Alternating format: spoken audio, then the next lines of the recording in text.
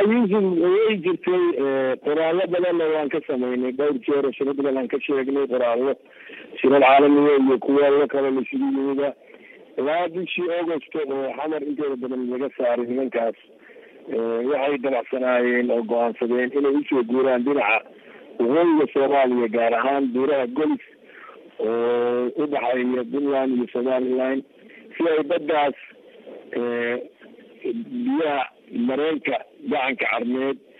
ay xiriir uga yeeshaan nimanka iyaga la howlgala oo dhinaca Yemen xiga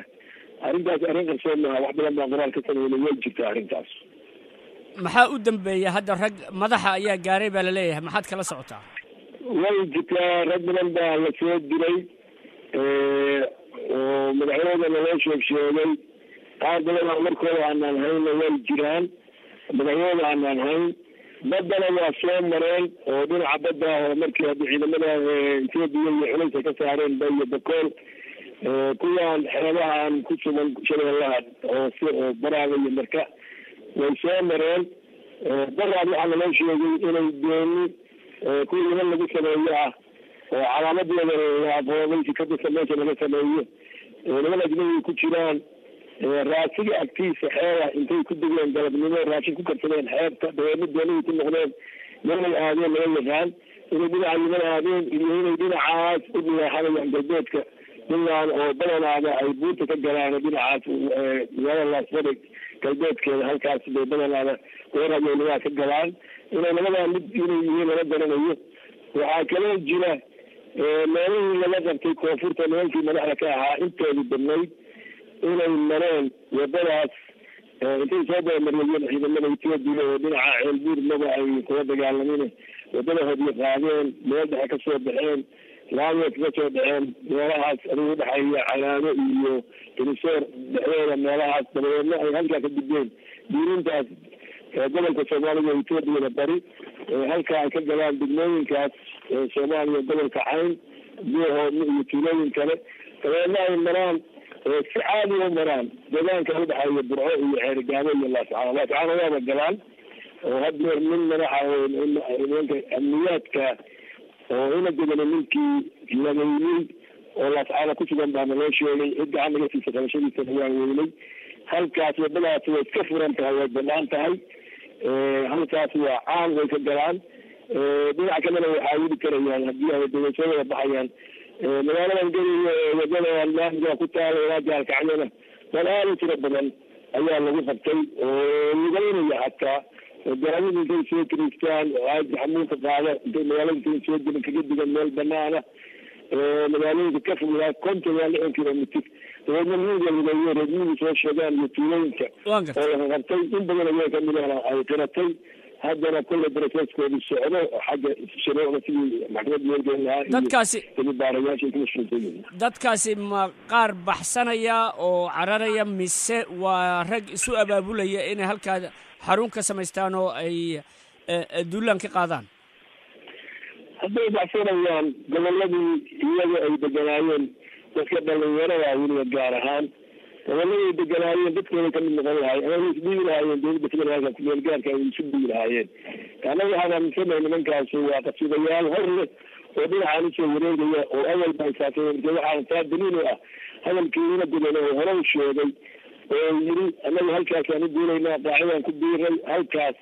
nimankaas inay ku socdaan tilmaantaas ninkaas madaxda hadalka bixiyey qaarna dhegeysanaya waxay dhihi doonaan arrintaas madaxweyne Farole wuxuu ku doonayaa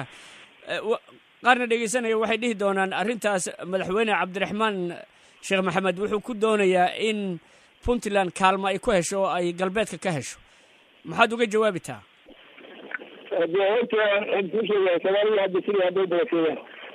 dowladda ka dhamaatay wixii wanaagga la sameeyey mid wax un ka fasira waa buuxa meel kastuu jooga taas qiimo ma leh inay nimankaasi halkaas ay tibladood u tahay waxaa daliil ah 2010 bishii August ilaa bishii October dagaalkii buuraha ka dhacay oo laga adkaaday oo lagu khaarijiyey nimankii meesha deganaa xarumahoodii dabeedna ay galbeedka hadda ay kasoo gelayaan saraan ay ka dhexeen taasaa daliil ah ciidamo wax laguma siin haddana in laysa kaalmaysto cadowga koonfurta waa laga kaalmaynayahay waxaan maarinayna haddii laga kaalmeyn waayo anagu kulli waxaa qiimeeyna la iska dhiciyna wadanadeena anaga waxna tarin baan iska dhicin jirta laakiin maslaxada dalka iyo gobolka oo dhan bay ku jirtaa maaha Puntland keliya Soomaaliya keliya maaha mandaqada oo dhan bay ku jirtaa Soomaaliland bay ku jirtaa maslaxadeeda Djibouti bay ku jirtaa Ethiopia bay ku jirtaa marinbiyeedkaas hadduu xirmo oo nimankaasi halkaas ay qabsadaan haddii ma walba waa khasaarahaas waa soo gaaraya waxaan kaloo kuu sheegayaa nimankaasi burcadbadeeda madaxdooda iyo iyagu wax fadila udhexeeya male way isku milan yihiin waana soo shaqaystaa maxaad ka leedahay kooxdii awal ku jirtay galgala waxaad ogeyd oo dagaal baa idin dhex maray inkastood sheegateen inaad ka adkaateen haddana haddii intaas aad la dagaalamayseen iyaga hadda haddii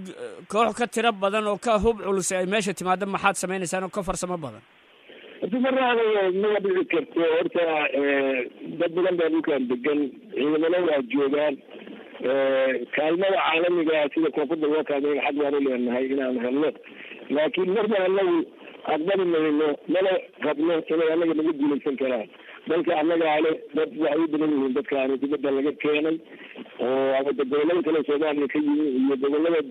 mandaqada qaarkood ay ka yimaadeen inkastoo kuwa halkay ku jiraan oo hadda sidaan maalmahan maqlayno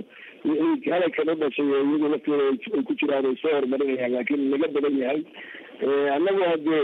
awalba haddaan hore u guulaysan haddana u guulaysanayno inaan dalkayga daafacno marna weligeyna anaga in la qabsado yeeri mayno horena looma qabsan magacyo ma ka sheegi kartaa ragga la yaqaano ee ku jira kuwa usoo wareegay hadda deegaanadiina wallaahi dee arrimaha kuwaan gaaliyanaa jira haddaan hadeer magacyada aada uuna ka shifno qaabila baa naga baxsanayo marka xagga amniga dartiis inaanu ama wax ka qabanno mooye mar walba haddeenaan ka shifno laakiin magacyada koonfur oo dhan intooda badan baa ku jira